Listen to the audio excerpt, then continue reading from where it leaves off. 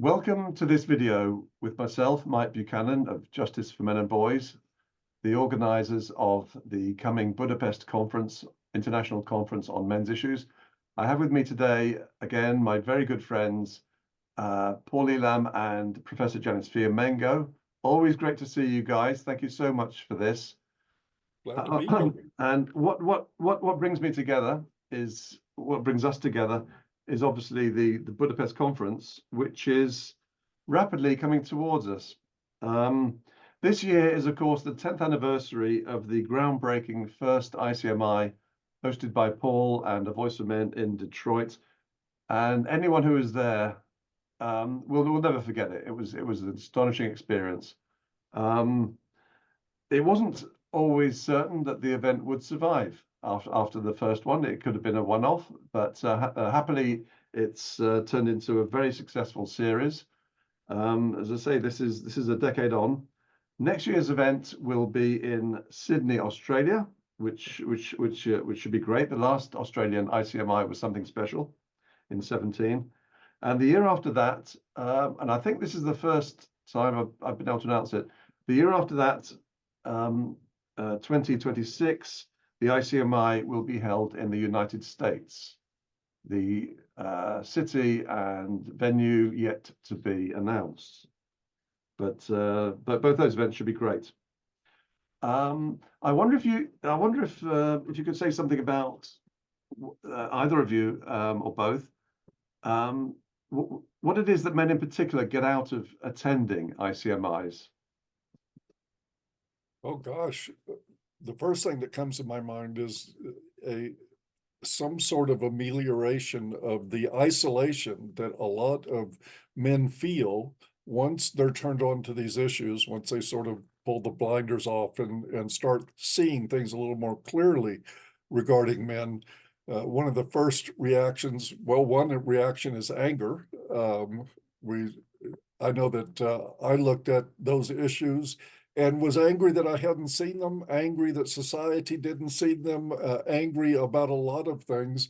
But immediately following that anger was a sense of isolation and loneliness, a disconnect. Because as I tried to speak to people early on, I read Warren's book in '93, and I tried to speak to my compatriots in the mental health industry about men's issues. The instant reaction was rejection and hostility.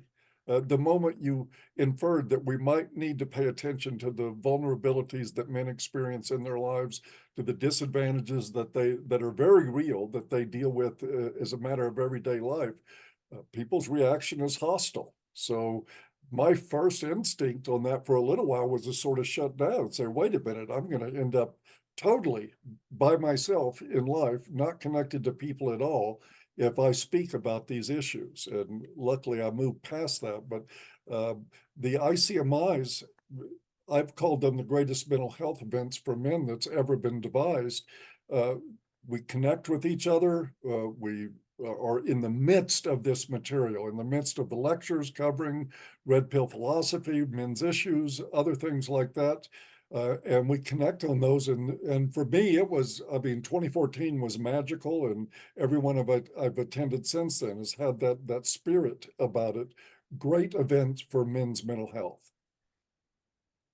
Agreed. Yes, indeed. Yeah, I just want to second that. I always look forward to the conferences. I wasn't at 2014 to my disappointment, but I've been at quite a few since then, the two London ones, the Chicago one, and they are magical. The presentations are fantastic. They're, just packed with interesting perspectives and data and stories by men who have survived horrific experiences and have gained wisdom as a result.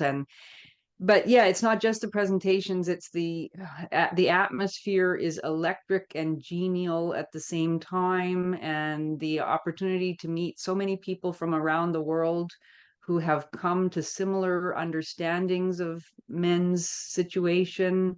It's affirming, it's relieving, because one realizes that one isn't crazy. that actually our perspective is entirely sane and helpful and will lead to a better world for both men and women.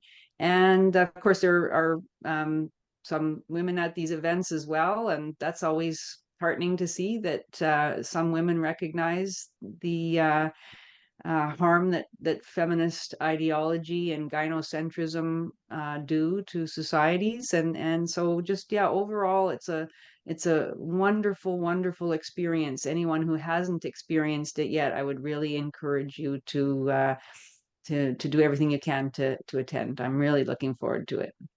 Well, thank you, Janice. Yes, I mean, I look on these events as oases of calm and rationality and appreciation of men in a huge desert of man hatred. That they are. I mean, at every conference, I've been struck by the number of people just walking around with obviously just happy, with a grin on their face from dawn till dusk. It's the most remarkable thing. And as for the, I mean, there have always been lady speakers.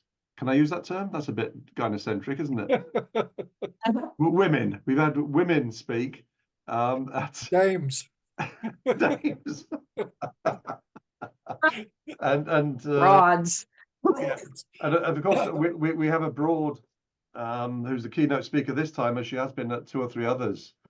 Janice, of course, and on 2 or 3 occasions, 2 or 3 ICMIs, including the London ones, women have come up to me and said, "You know what? I love ICMIs, but one of the great things is that it's the only conference I go to where you don't have to queue for the women's toilets." Which is, and we don't charge extra for that. And I think it's including the 2 online conferences. I think between them had about 200 speakers, something insane over 3 days. It was just crazy. But I think probably there's been 300 speakers, or maybe even 340 or 50. And the development of the quality of the analysis from Detroit over that 10 years has been something else. I'm not sure what.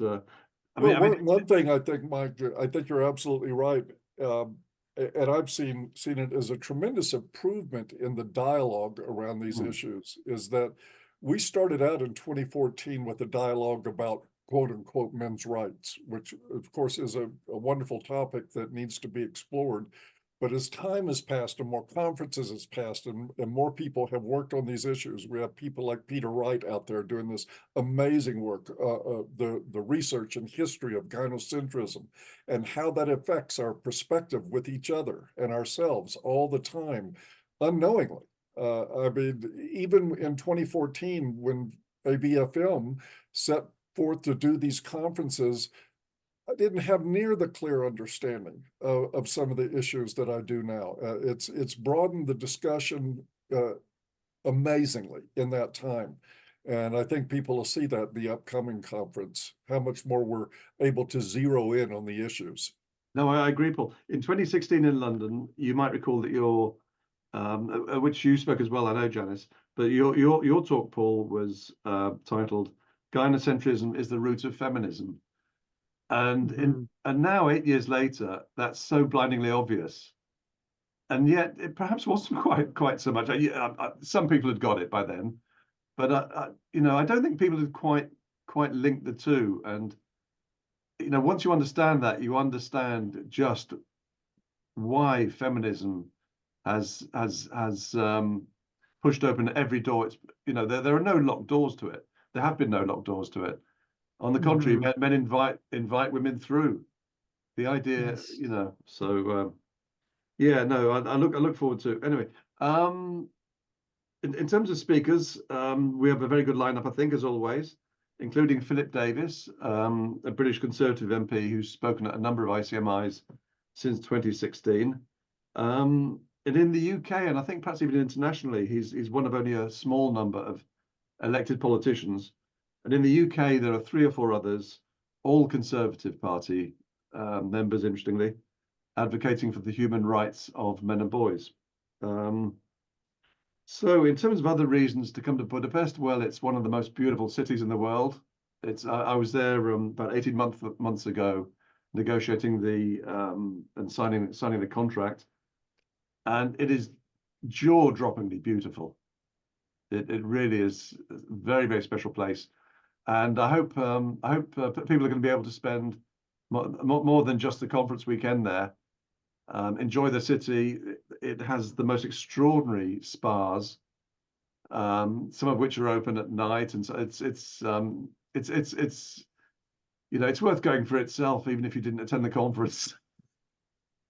So we have Just for people to know that the men of XY crew, many of them will be attending the conference, and we're going to be spending several days together. All are invited, but we're going to spend several days after the conference exploring this amazing city. I was planning to go there myself, my partner and I, until COVID hit. We had bought our tickets, planned the whole vacation, and of course, COVID destroyed that. But now at least I'm going to get the opportunity to go back and see this amazing city, and I'm totally looking forward to it. excellent. Okay. Yes, me too. I don't know if either of you guys have anything more to say about Budapest.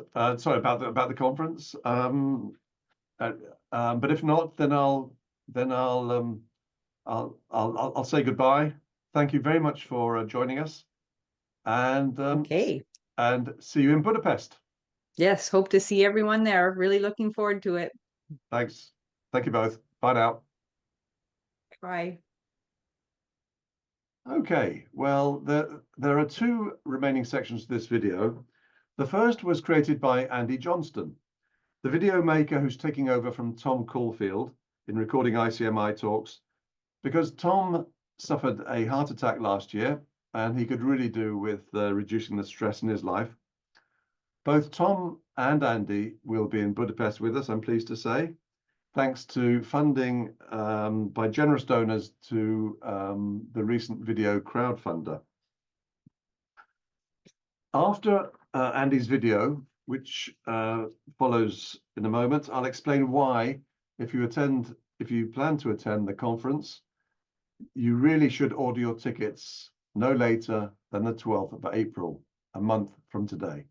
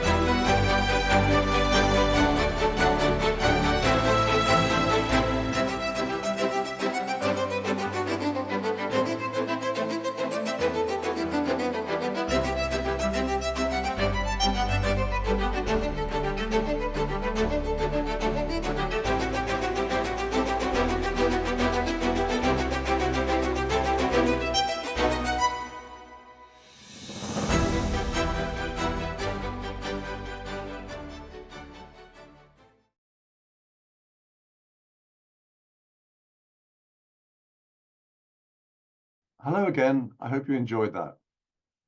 Okay, so why is it important that you order your Budapest tickets no later than 12th of April?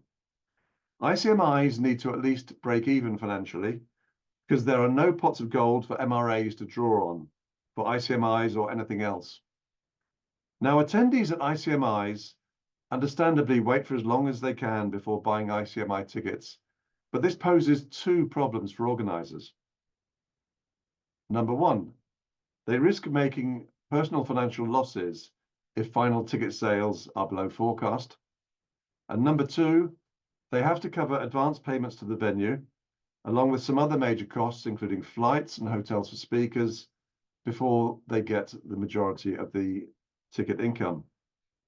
We've set a deadline of 12th of April, as I say, just a month from today, to sell enough tickets to confirm the event will break even financially, and therefore will definitely go ahead. We're confident we'll sell enough, in part because tickets for ICMIs have almost always sold out in the past, and we confidently expect this to happen again for Budapest. So I strongly urge you, if you plan to attend the conference, to order your tickets by the 12th of April at the latest. Also, the earlier you order your tickets, the lower the chances you have of being disappointed because tickets have already sold out. In the very unlikely event that we don't sell enough tickets by the 12th of April, we'll refund your ticket costs in full no later than the 26th of April. You can help us break even either through buying tickets or by making donations through the conference website, which is here. And finally, Paul and Janice and the other speakers in Budapest look forward to seeing and meeting you there. So order your tickets today. Thank you.